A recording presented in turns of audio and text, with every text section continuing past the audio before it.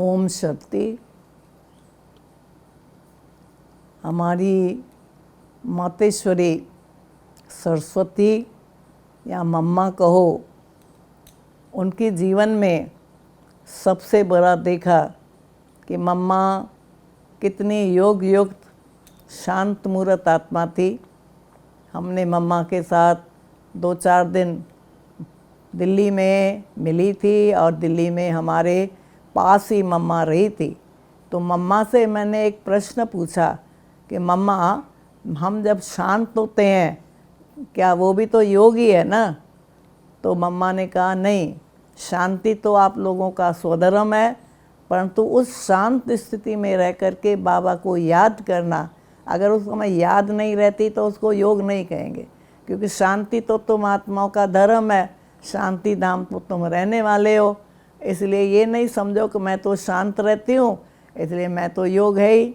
तो बाबा का मम्मा ने बताया था कि इसलिए अगर वो शिव बाबा की याद है तो उसको योग कहा जाता है, उसको योगी कहेंगे।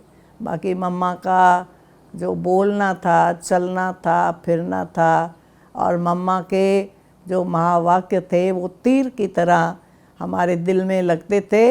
और मम्मा इतनी मीठी वाणी बोलती थी कि सचमुच में सुनते सुनते हमको भी मीठा बना देती थी।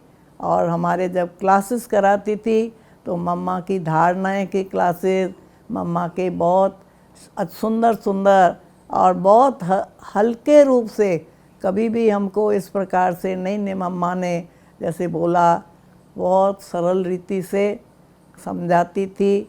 कोई उनको आके किसी की कंप्लेंट सुनाएगा तो सुनती थी, फिर कहती थी अच्छा उसको भी बुलाओ।